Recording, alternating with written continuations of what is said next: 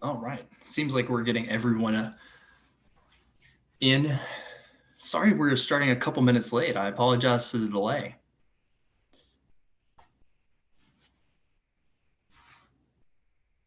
Give it just a moment and let everyone get in.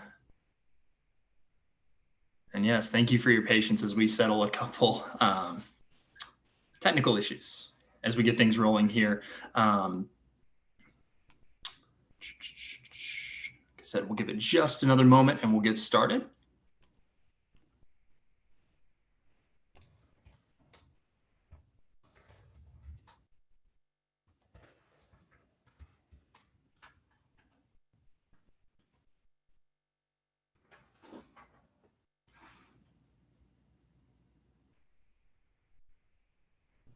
All right. So we are a couple minutes here past 6:30 in Knoxville, so we will go ahead and get started with the webinar tonight. First and foremost, I'd like to congratulate all of our new Tennessee Vols and their families this evening. We can't wait to welcome all of you to campus next week, all of our new students. And we're excited to have this opportunity to answer some of your questions and share some information and some insight with you all tonight. Just so you all are aware, we'll get to as many questions as we possibly can over the course of this webinar. My name is Patrick Riley. I serve in the Office of New Student Orientation here at the University of Tennessee, and I will also be serving as moderator for tonight's panel. To get us started, I'd like to go ahead and invite our panelists to introduce themselves and the offices that they are representing. And I'll throw out the first question for tonight. But families, please ask your questions this evening. This is for you all. We want to make sure that you have your questions answered. If you look down to the bottom of your screen, you will see a Q&A feature. We ask that you use that to ask your questions tonight. Instead of using the chat function, which I believe will be disabled, we have some folks behind the scenes that will be helping answer your questions in the Q&A feature. Like I said, we want to make sure that we address as many as possible tonight. So if you drop a question in the chat or in the Q&A feature rather, please keep a lookout as some of our fabulous folks behind the scenes may respond directly to your question. So make sure that you pay attention for that.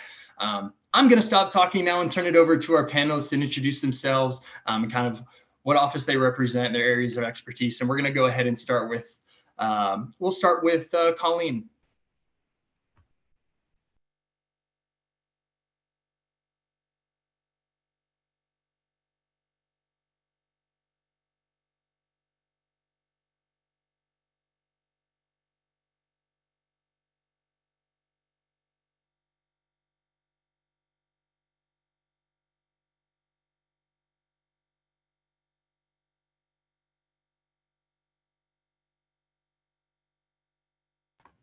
We'll give Colleen, I believe we can't hear Colleen. Let's jump over to Ashley real quick. Well, give Colleen a moment to get that set. Good evening, everyone. My name is Ashley Moyer. I serve as the director in our Center for Student Engagement and within the Division of Student Life. Happy to answer any questions you may have about getting your students connected and involved and really helping them create a sense of belonging on our campus. And Tony? All right, can everyone hear me? Awesome, thank you. Hi, my name is Tony Jackson. I work in the Division of Student Success, specifically with our Academic Success Center. So looking at academic coaching, your students' Vol Success team, but also those academic resources that we have here on campus to help your student as they're navigating this transition to UT academically. We have one more panelist joining us as well, but Colleen, are you good? We have sound for Colleen. Are you able to hear me? All right, wonderful. So I'll go ahead and introduce myself since everyone can hear me. I apologize. Again, I'm Colleen Everett. I'm glad to be here tonight and I look forward to answering your questions. I'm a senior one-stop counselor. Excellent, thank you. As you can see, our panelists tonight represent some great departments here on campus, and I'm sure you all are eager to have your questions answered. So families, you will have tons of questions related to these respective areas of expertise. I do ask not to be shy about throwing out your questions, but do keep your questions, if you can, related to the expertise of our panelists. We will have hopefully one more panelist joining us as we continue to work on that. But in the meantime, I'd like to kick some things off and direct our first question over to Colleen. One Stop covers a wide array of important information. What are one or two things that are important for new Vol family members to know before their student comes to campus from the One Stop perspective? I think two important things to know for spring, and hopefully everyone knows this by now, but our payment due date for spring is tomorrow, Friday the 13th, and then classes start on January 23rd. It's also, I noticed that we had one question earlier in regard to enrolling in deferred payment plans. The deadline for enrolling in a deferred payment plan or payment plan for spring is also tomorrow, the 13th. Absolutely. Ashley, next question coming over to you. What are some UT traditions in terms of leadership or things along those lines? What are some UT traditions that students should look forward to in participating? I know we're kind of jumping in right in the middle of an academic year for students coming into the spring, but how can they get involved? Like, what are a couple pieces of advice that you would provide for our students? Absolutely. For any student that's coming in kind of first time on our campus, we have a student engagement fair that's happening on February 10th. And that is a great way for students to come out and meet student organizations. So last year we had over 360 student organizations participate in those engagement fairs. Those organizations are actively seeking new members. So if you have a student that's interested in joining an organization, we have currently 450 of them on campus. So there are lots of ways for them to connect. And that event, like I said, is happening on February 10th. And I was actually looking today in a system we have called VolLink, just kind of browsing through and looking at what organizations we have in there. And there's so many fun ways to get involved, from honorary associations.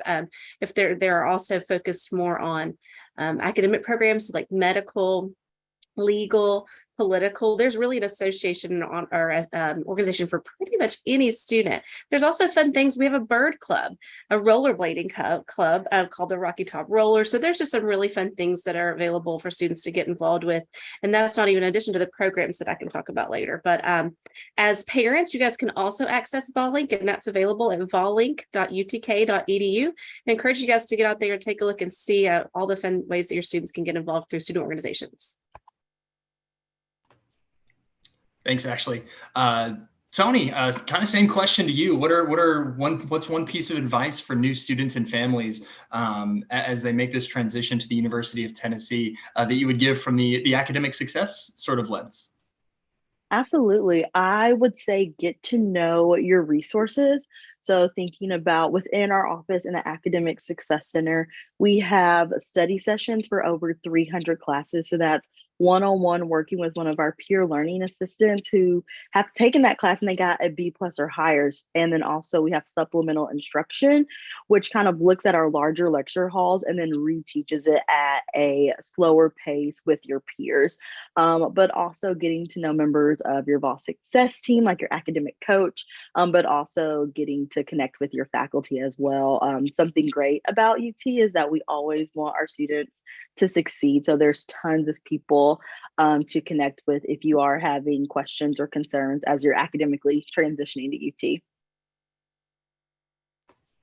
Thanks, Tony. And I'm sure we'll get to talk a lot about Vol Success teams here this evening. I do have one question. We'll get things started from some of our participants here this evening. Colleen, question for you. How can students and families find their bill information? Or what do we do if payment, like tuitions, fees, things along those lines, is not showing up on our students' portal?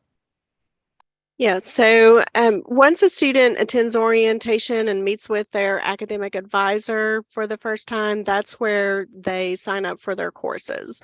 So until a student has attended their full orientation and met with their academic advisor, they will not see a bill for tuition and fees. So once that happens and they register, you should see that bill on your account.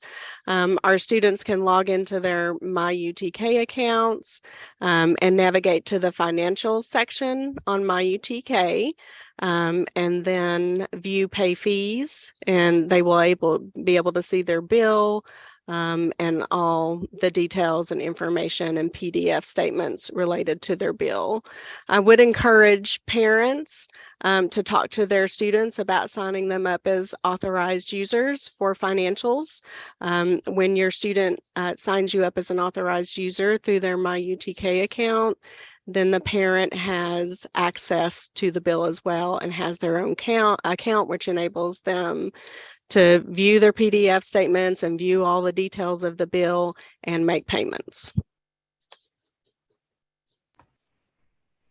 Excellent. I do want to pause really quickly and allow our final panelist the chance to introduce themselves. Maura?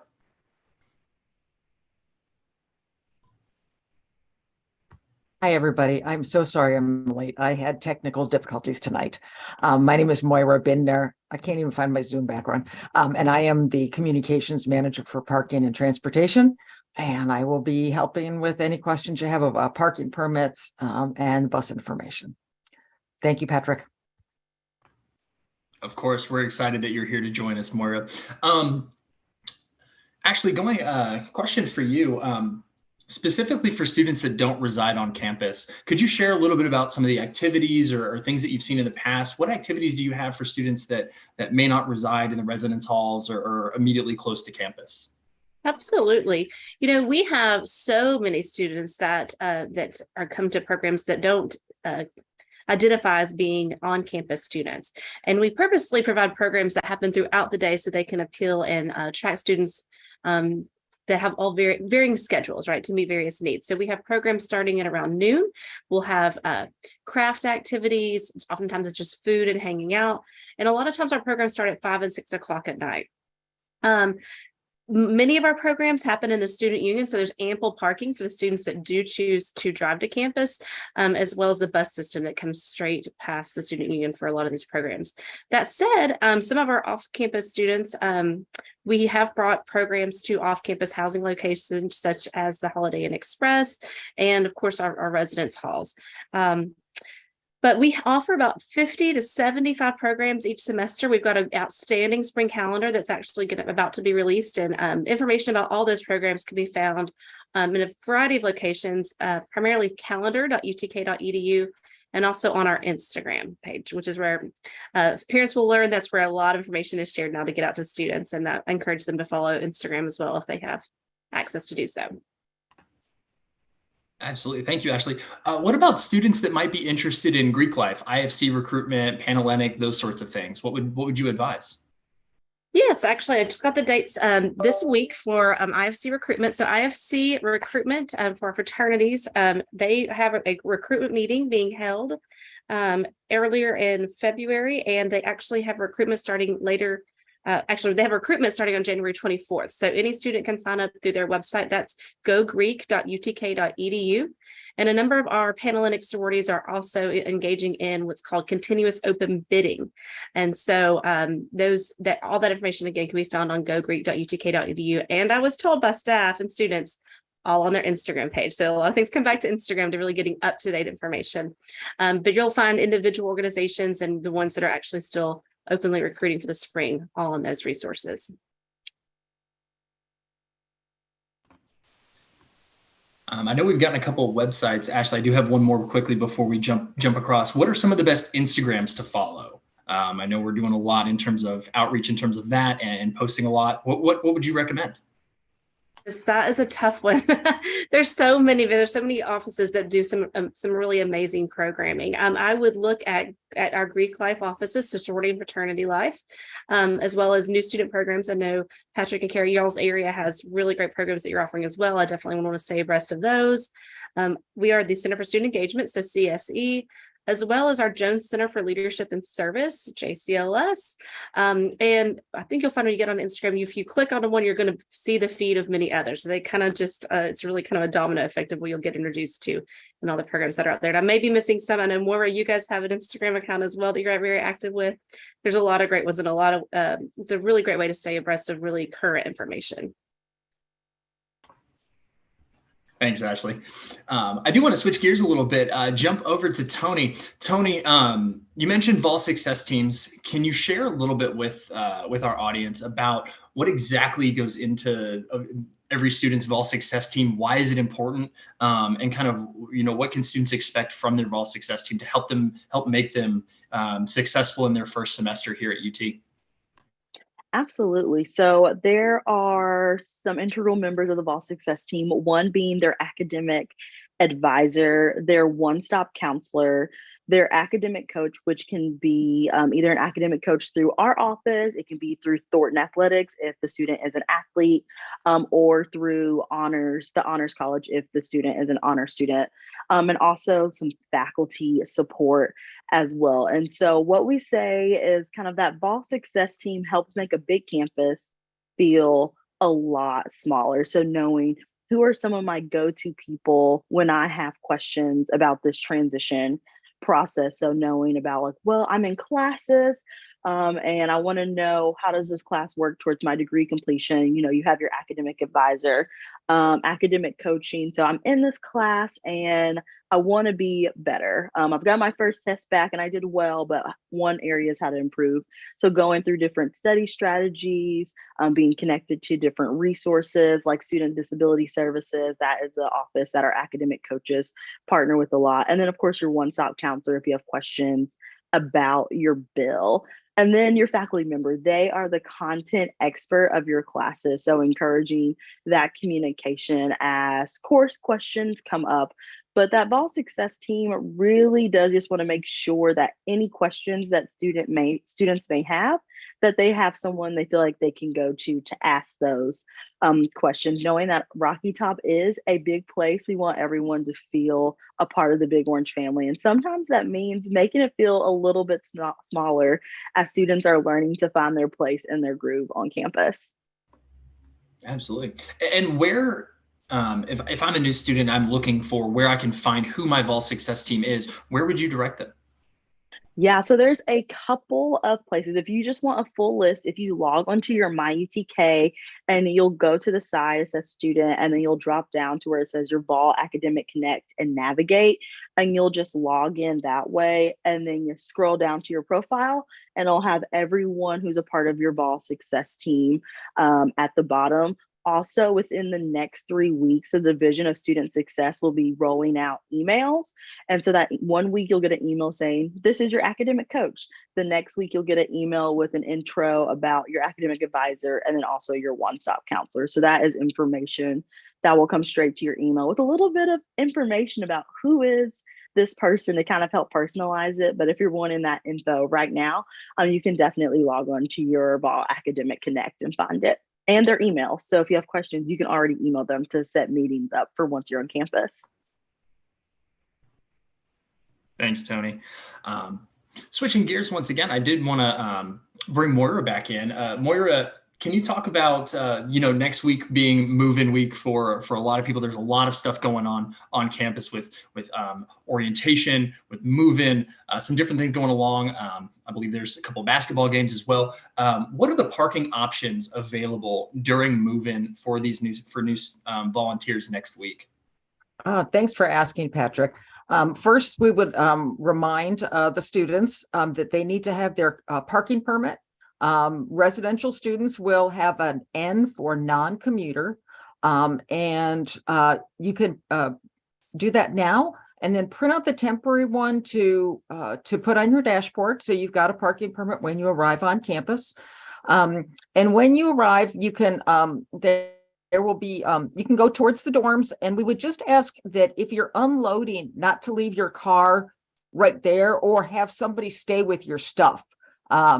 So that, but there's about almost 300 new students that are going to be moving into the dorms, and they're pretty spread out. So you can arrive at 8 o'clock on Friday morning and just start getting stuff ready and then be available for the orientation when it starts at 2 o'clock that afternoon.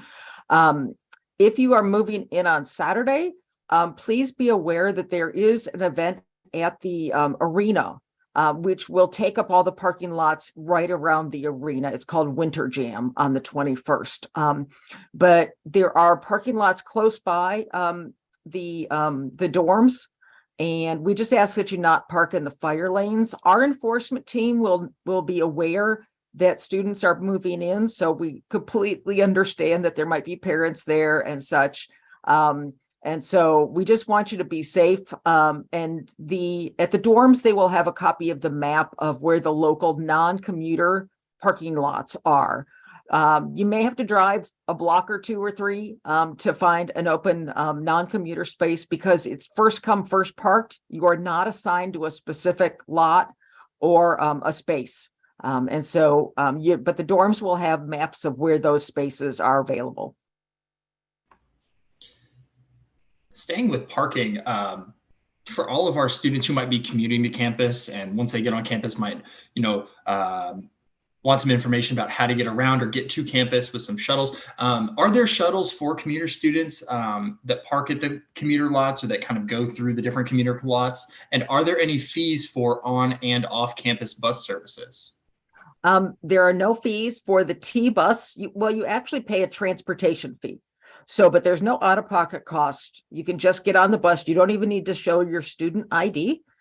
And what you can do sometimes, if there's not parking close by the building that you need to go to, you can park in one of the bigger lots like the G10 garage, which is between the arena and the stadium, and then get on one of the buses that will take you closer to where you need to go. So if you want to go up to the hill, you would jump on the hill bus.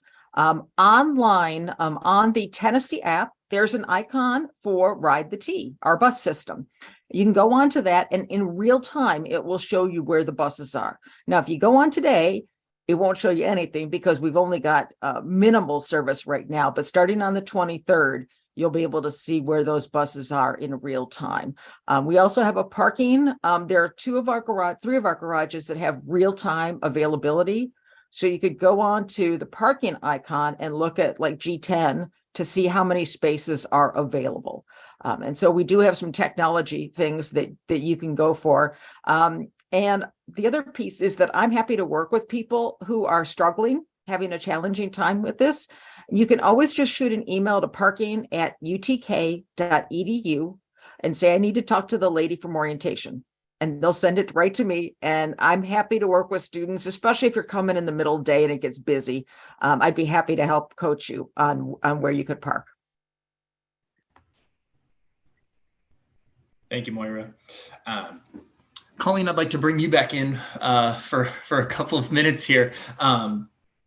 As we've got some students who might be transferring to UT or have some transcript things that are related to their account.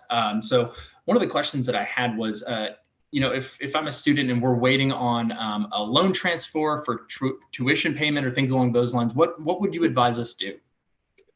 I would recommend that the student or parent call One Stop when they get the opportunity tomorrow if they're waiting on a loan. So we can take a look at the specific account and look at the situation and give the family a better idea of when their funding will be applied to their account. Thank you. And is there a way that students can verify if their final transcripts and test scores, if they've had to submit any, have been received? Yes, they can verify through their admissions portal, through their VIP account. They can see if there are any missing items. If they have any questions, though, and they're not sure about that verification, then again, they're welcome to call us here at One Stop, and we can look at their admissions information. We can look at their academic histories and verify if those credits have also been evaluated at that time.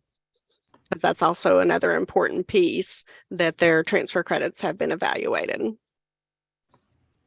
Absolutely.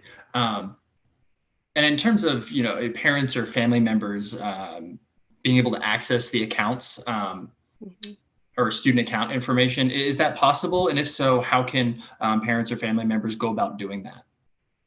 Yeah, so our parents can access student financial information when their students set them up as an authorized user. We have directions on our website for students in regard to how they set up their parents. And then again, if any students have questions, they're not sure where to find that information specifically in their MyUTK account, they can give us a call or send us an email, and we'll be happy to help guide the student in regard to how they set their parents up as authorized users and give them access to the account. As soon as the student enables that account, then the parent has immediate access. Thanks, Colleen. You're welcome. So we've gotten a number of questions in the chat, Tony, regarding Vol Success teams, and that doesn't surprise me at all. First one being, do you have to set up meetings with your Vol Success team members? So it does depend on the member. So with your academic advisor, to be able to be cleared to register for the next semester. And after the first year, this does change, but students will need to meet with their academic advisor to register for the upcoming one. So if your student is taking summer classes, or if they're looking to take even the fall semester, they will need to do that. With your one-stop counselor, that is not required. And then with your academic coach also, that is not required as well. It's always highly recommended, but really that academic advisor is the only one. So your student is able to register for their upcoming semester of classes. And that will change as your student progresses at the university.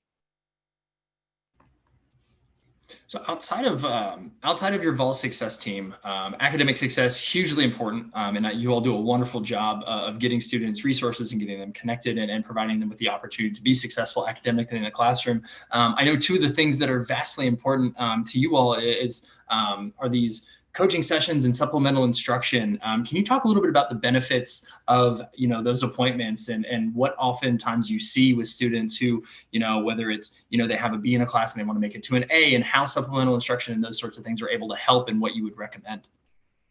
Yeah, absolutely.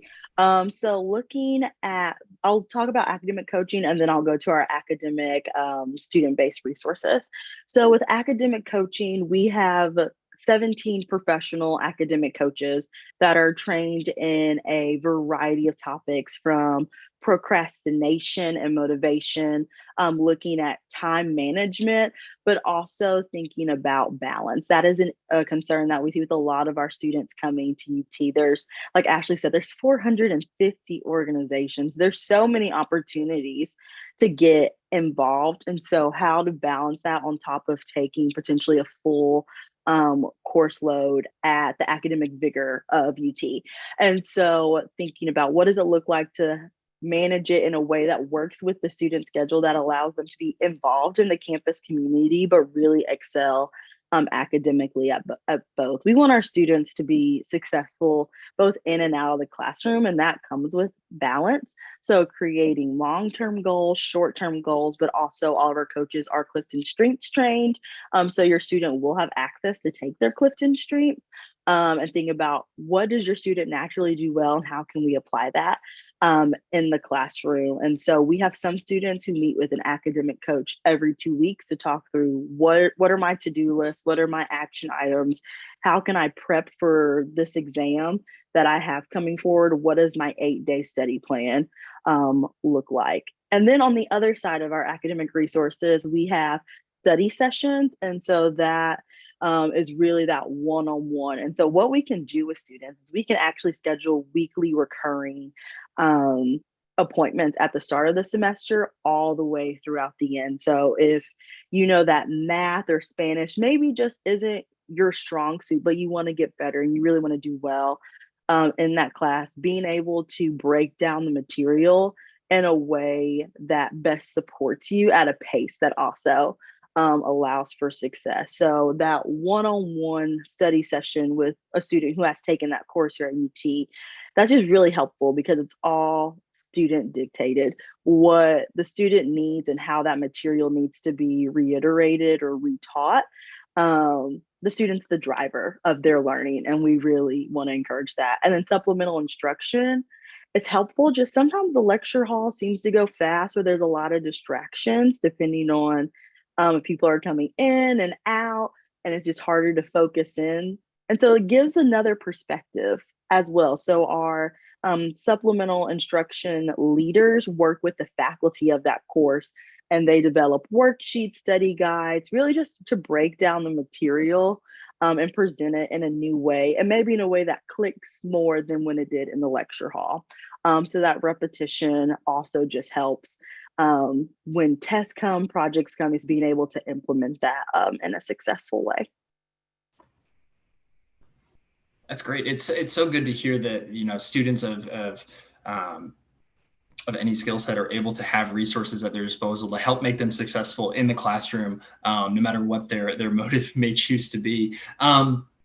Actually, I want to turn this over to you for just a couple minutes. I know you mentioned VolLink and being able to see all the different student organizations. I was wondering if you could specifically touch on, I guess, the leadership and service aspect of a lot of the student organizations, and maybe even touch on Vol Breaks and those alternative sort of opportunities that students can really look forward to, and their parents can really help encourage.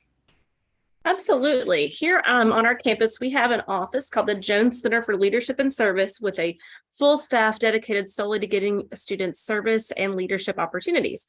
A great opportunity that's coming up this spring is going to be alternative spring breaks, and those are occurring. There's actually an interest session for that.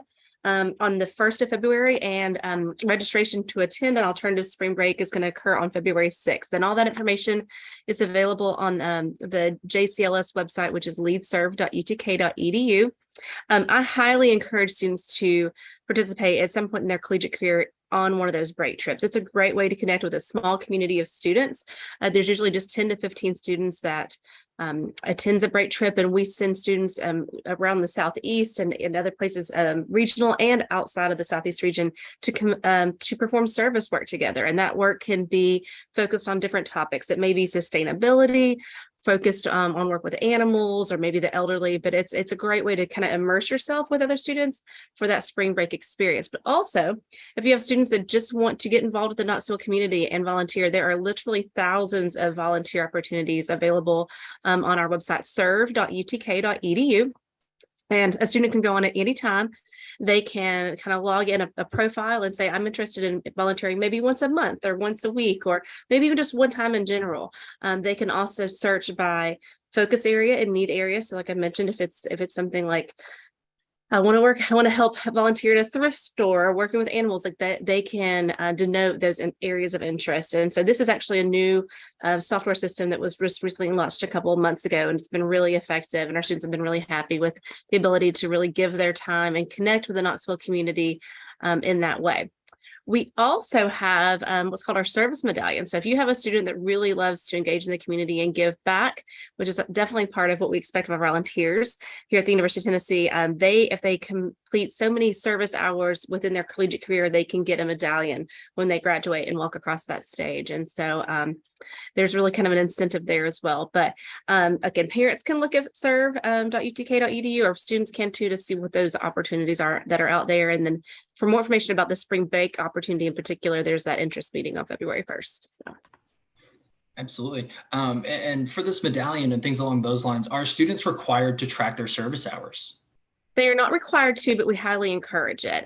It's a great way for students just kind of keep track of that volunteer service. And oftentimes it's something they can include on a graduate school application or maybe even a job application to reflect that work they've given back to the community. So no, it's not required, but definitely encouraged.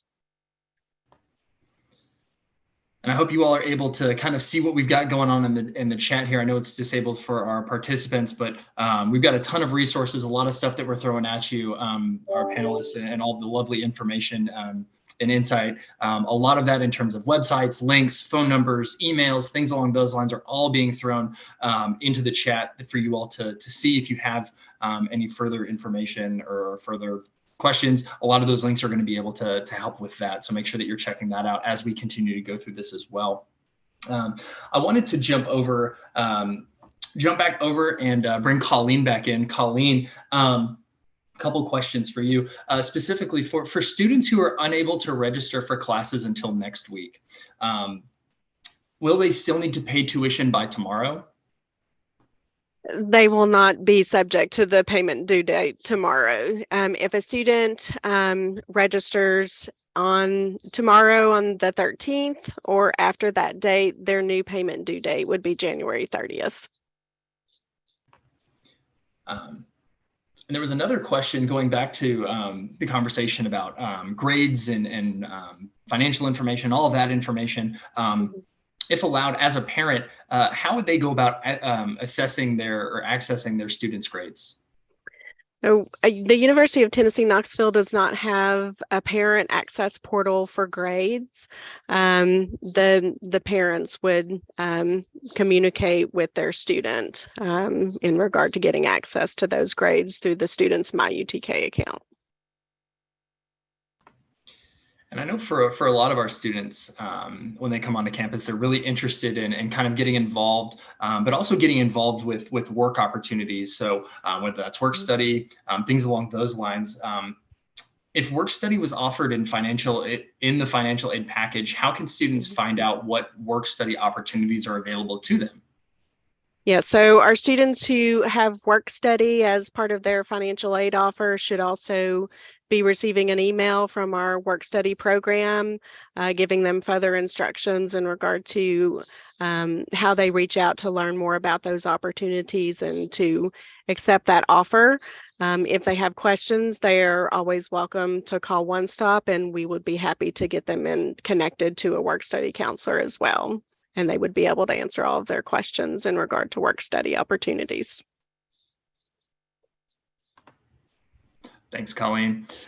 Tony, I want to bring it back over to you. We've had some interest and some questions regarding some of the resources and kind of the effects. So one of the questions in particular, and I love this question, do students who use the resources in the Academic Success Center have higher grades? Yeah, so thinking through our academic coaching, our study sessions, so that one-on-one content review, and then our supplemental instruction, which is more group-based, we do see that students do have higher GPAs. Specifically, we are seeing a large influx with supplemental instruction, and we have about 20 courses.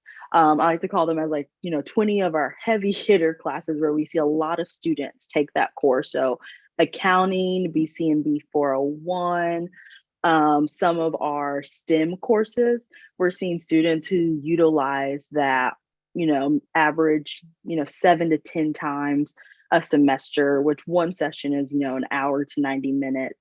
We're seeing that their GPA is really landing above that 3.6 range. So that's really helpful and exciting because the classes that have supplemental instruction are some more challenging content packed courses. So we are seeing a GPA difference across all of ours, but special attention to supplemental instruction. You were talking a little earlier about setting up actual weekly study session appointments for classes that we kind of know ahead of time are going to be a challenge, some of those challenging courses that you mentioned already. How would a student be proactive in that and set those up ahead of time? Absolutely, great question. So we will start offering that in the first week of classes because our students do lead that. And so sometimes they have to make schedule changes, which impacts their availability. We do have study sessions Sunday all the way through Friday. So the only day we don't offer is on Saturday. So there's tons of options, but what they would do is email volstudycenter@utk.edu. They would say, their name, what course they're wanting to have additional study sessions for, and then their availability. So the great thing is we do have over 300 courses that we offer study sessions for. However, that is not every course on our campus. So if we do offer study sessions for those, our Ball Study Center team will email the student back and say, this is when you have been scheduled. If this time works, you can schedule it recurring, you can try it once. But if they wanted to do recurring, they would just email their class and when they have availability to meet with a peer learning assistant. Absolutely. Y'all, these are amazing questions. If you have questions, folks who are attending the webinar, please keep them coming. These are amazing questions. I'm loving the ability for our panelists to provide you all with this information and to keep answering your questions. So keep them coming. We've still got some time left. Moira, I want to bounce back over to you.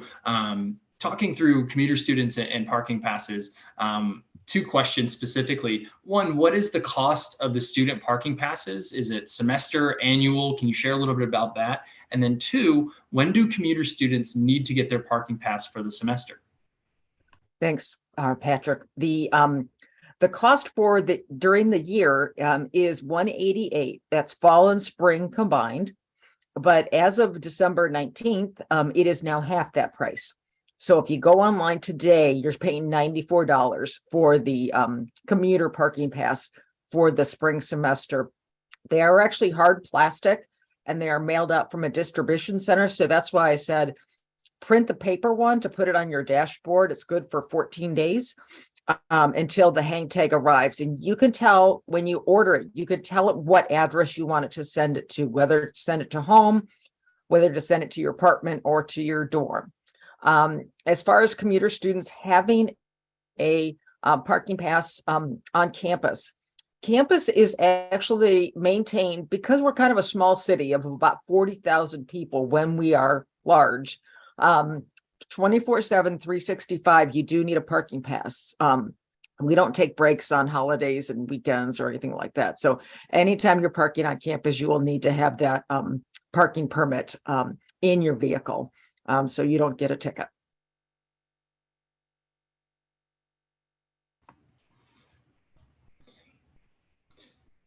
You know, with Knoxville and especially UT being somewhat packed sometimes. You mentioned there's a lot of people, 40,000 people, especially when it comes time to sporting events, things along those lines, high traffic times. I know that I personally have seen an uptick in folks using like bicycles and things along those lines on campus. Do students need to register their bicycles on campus if they choose to bring one?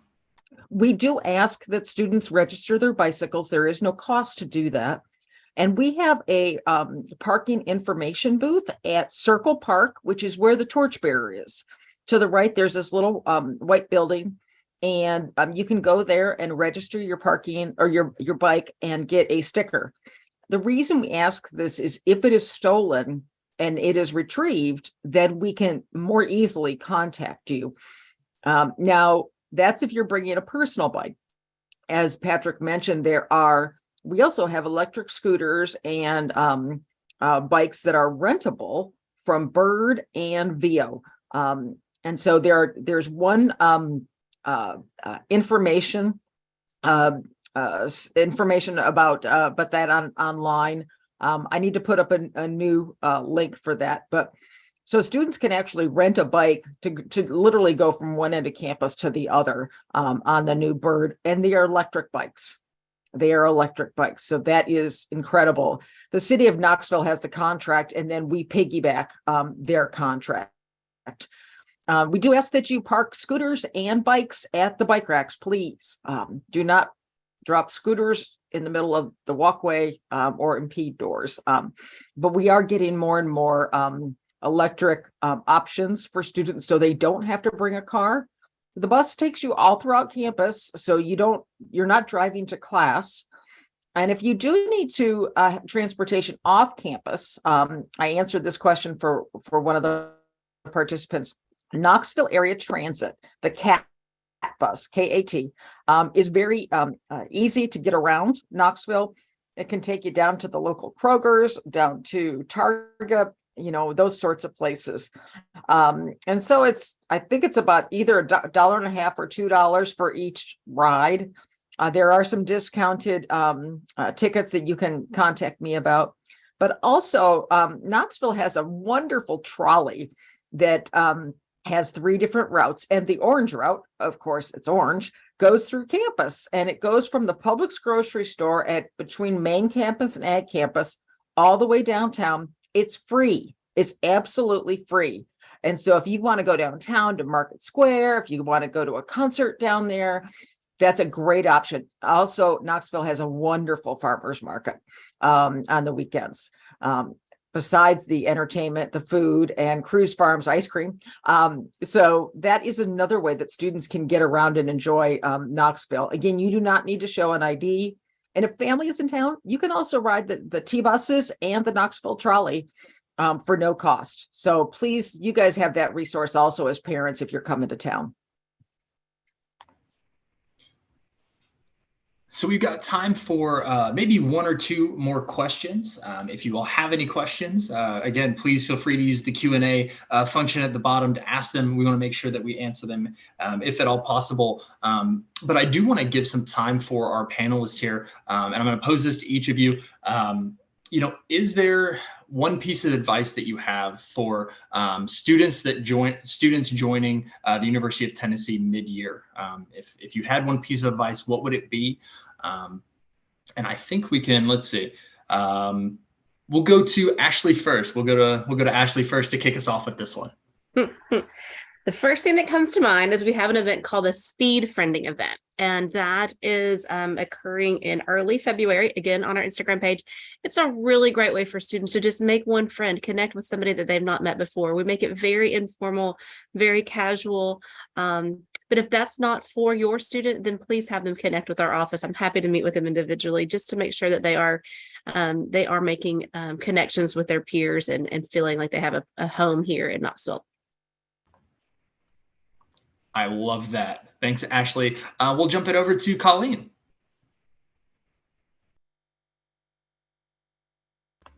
The one piece of advice that I would give students transferring to us mid-year is when they have financial aid and scholarships, they're trying to get all of that information on the account quickly. And I would encourage them to reach out to One Stop to make sure that they are receiving all the funding for which they're eligible, so we can take a look at their accounts and ensure that they have all the resources and funding necessary to begin their semester as soon as possible.